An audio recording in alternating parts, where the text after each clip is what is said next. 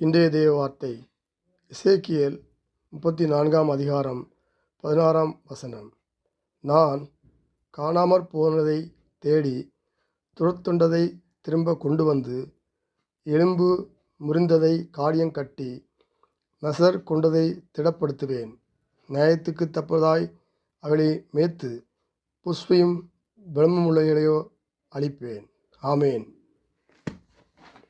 இந்த வசனத்தில் கர்த்தர் தம்மை நல்ல மேய்ப்பராக வெளிப்படுத்துகிறார். அவர் காணாமல் போனவர்களை தேடி வருபவர், துரத்துண்டு போனவர்களை திரும்ப கொண்டு வருபவர், மனம் உடைந்து போனவர்களின் காயங்களை கட்டி போடுபவர், மேலும் நியாயத்து தீர்ப்பின்படி மேய்த்து புஷ்பியுள்ள மற்றும் பலமுள்ள ஆடுகளை, அதாவது கொடுமை செய்யும் ஆடுகளை அழிப்பார் என்றும் சொல்கிறார். மற்றவர்கள் நம்மை ஒடுக்கும்போது அவளிலிருந்து கர்த்தர் நம்மை பாதுகாக்கிறார். நம்முடைய நீதிக்கு தக்கதாய், நியாயத்துக்கு தக்கதாய் அவர் மேய்த்து காப்பார். நாம் மனம் உடைந்து காணப்படும் வேளைகளில் நம்முடைய காயங்களை கட்டி நம்மை அணைக்கிறார். பலவீனமான நேரங்களில் அவர் திடப்படுத்துவார். அநியாயமாய் பிறரை ஒடுக்கும்போது அவர் நியாயத்தீர்த்து அழித்து நம்மை பாதுகாப்பார். அவர் நம்முடைய தேவன். அவர் அன்புள்ளவரும் நீதியுள்ளவரும் கூட.